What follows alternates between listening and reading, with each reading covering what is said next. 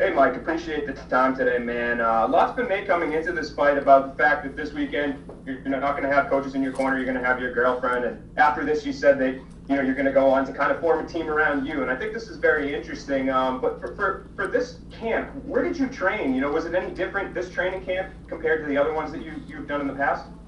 I am gonna have a coach in my corner, but that coach happens to be my girlfriend. She'll be coaching, and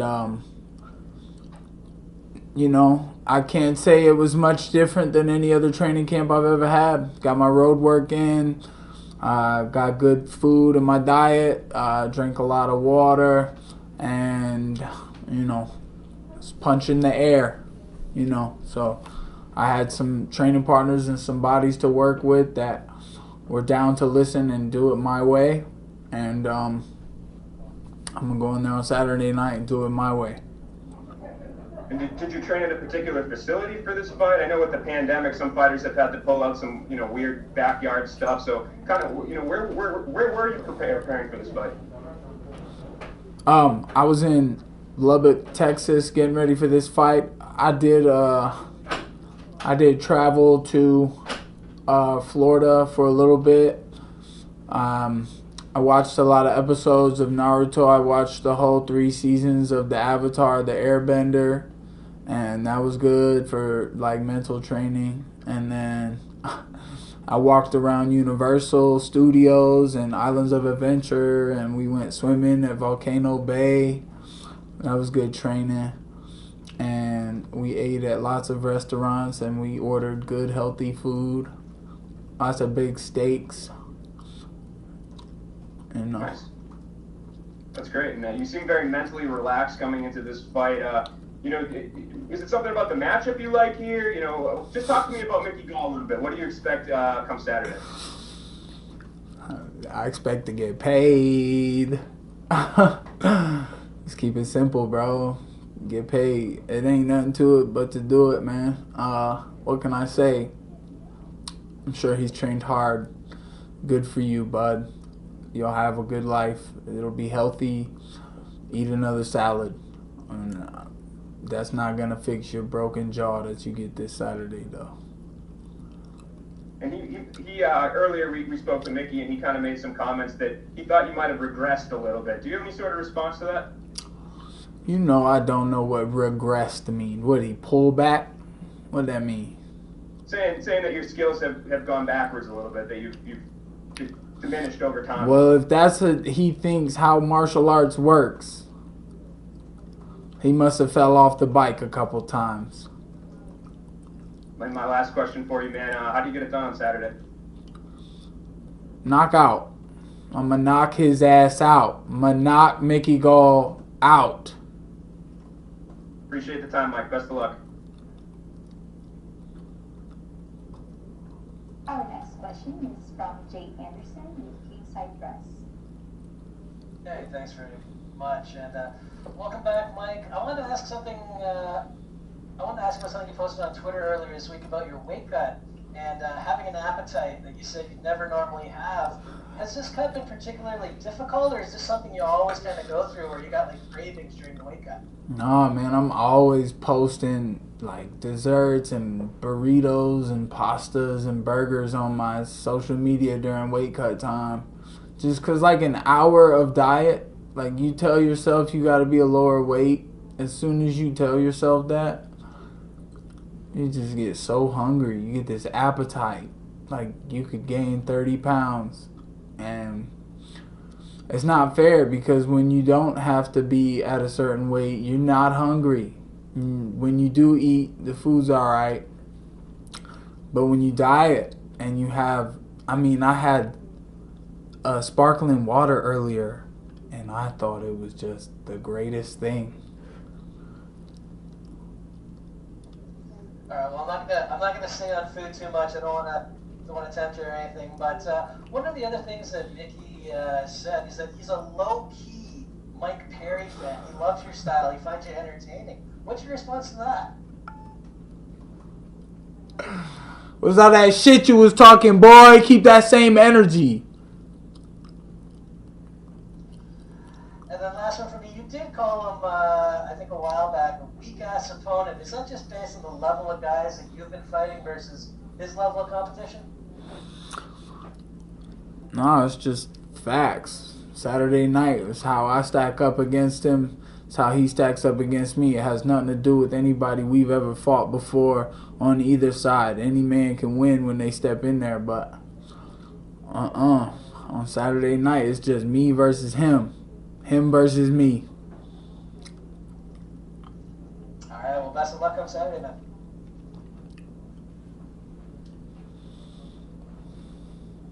Our next question is from Mike X with Enemy Faith. Hey Mike, how's it going? I know you've been critical of fans, you've been critical of media heading into this fight. Are you happy to be here right now talking to us? Hell no. I'm not happy to sit here and talk to y'all when I could be laying down watching TV, cuddling with my girl, or walking through Vegas, maybe, getting some sun, cutting some weight, because I still got some pounds to get off. But y'all like to talk to us on the very last day. Well, I apologize, sir. Quick question. I talked to Mickey a couple weeks ago. He didn't really truly remember how it started, but it seems like this fight between you and Mickey has been discussed, or there's been some back and forth between you guys for a while now. Do you remember how this sort of rivalry began with Mickey Gall and when you wanted this fight?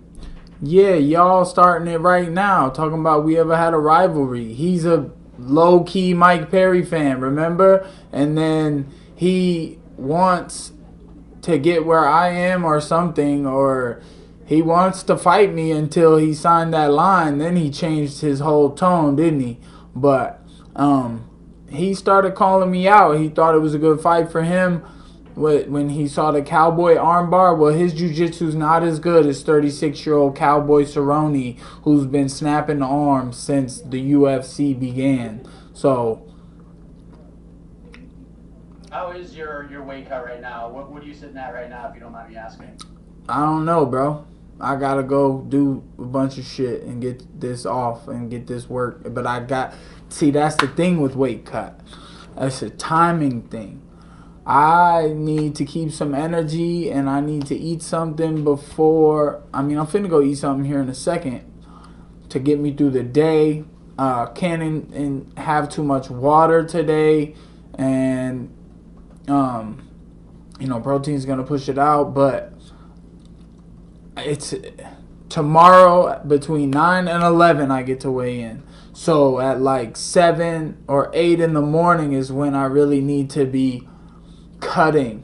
I need to get up and do my cut, and I'll do some tonight and then some tomorrow. I like to spread it out still, but it's been more like I've been good all the way up until today, and then yesterday I lost 10 pounds, and today I lost like 5, and I put a couple back on, and then I'm gonna have like 7 or 8. And then by tomorrow when I start, I should have like 5 or 6 or 4 maybe. And then between, 6 to 9 a.m. tomorrow, try to get that weight and be ready right on time.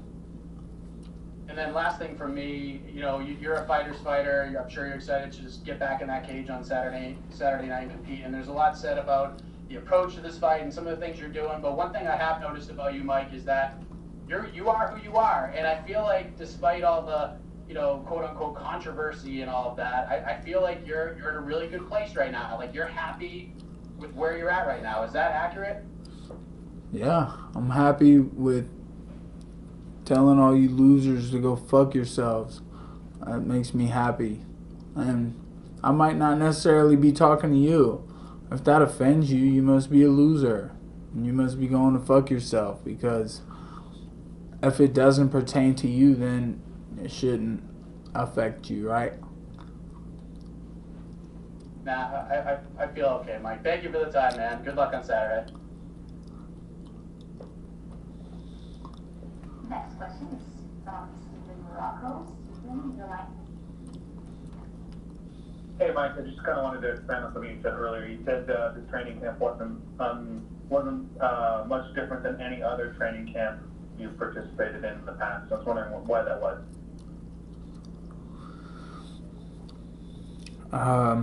Fighting is simple.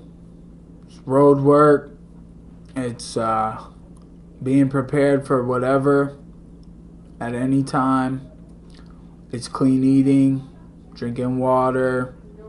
It's cutting the weight, being in shape, and being mentally fit. Like, how relaxed can you be in a dangerous situation? So it's just like any other time, and there's no need to go put myself in these silly situations every day trying to train like I don't already know what I'm supposed to do.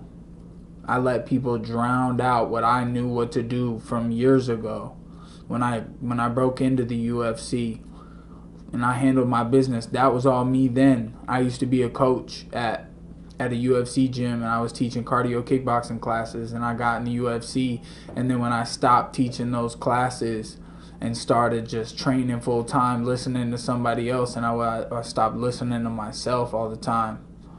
So this is what got me here.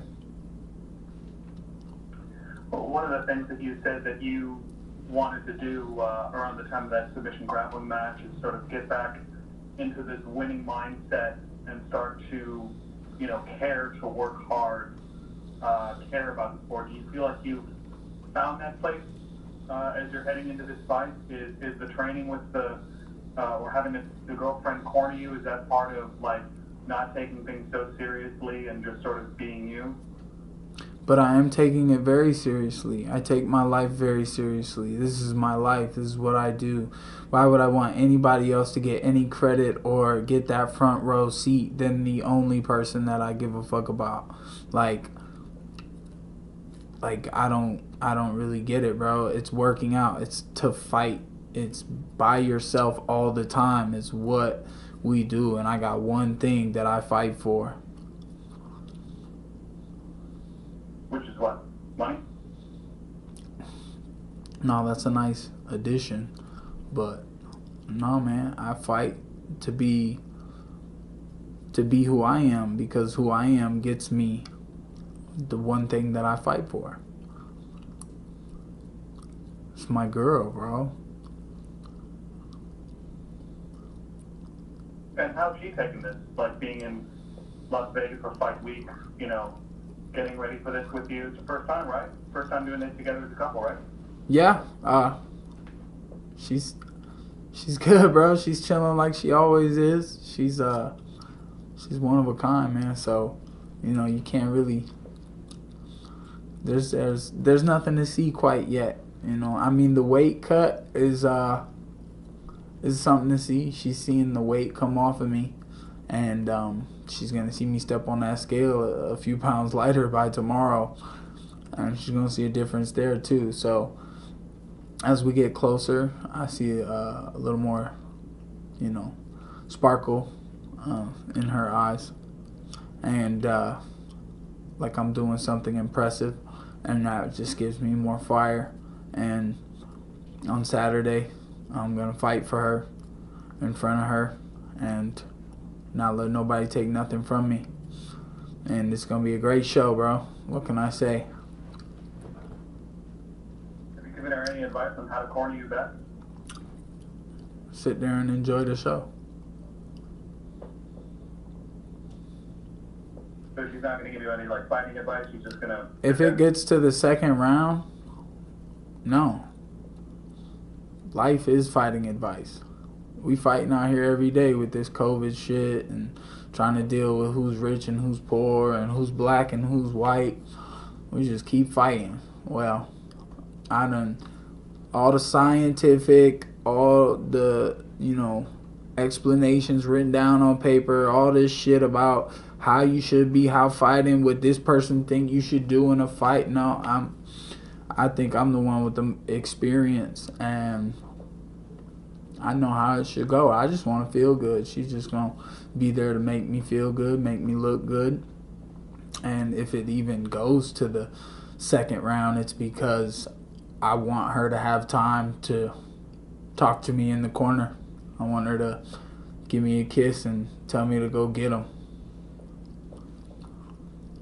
Thank you, Mike. Appreciate it. Our last question is from Augusto Vermontiesque from Somos MMA. Hey, Mike, how are you? Good. I just have one question for you. Mickey Gall just told us that he loves the smaller cage. What do you think about it?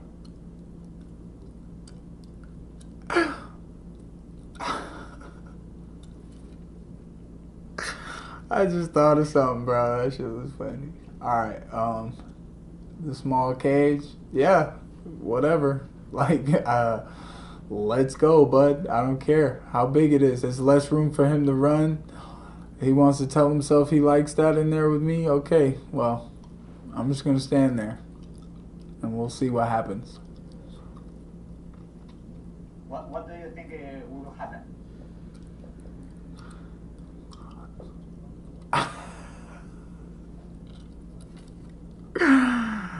He gonna try to throw something, and I'm gonna pop his ass, and then he gonna try to grab something, and I'm gonna pop his ass again, and then he gonna fall down, and I'm gonna pop his ass one more time, and the ref gonna be pulling me off of him. I ain't even gonna let the ref pull me off. I'm gonna stay there and try to pop him a couple more. Okay, Mike, thank you very much, and good luck on Saturday. Thanks. That's all we have for you. Thank you. Oh, man. I remember the guy who told Floyd, he was like, you catching a rabbit, you the champion. And Floyd was like, I don't know what you said, bro, but I know you said I'm the champion. I like that. I like that shit, bro.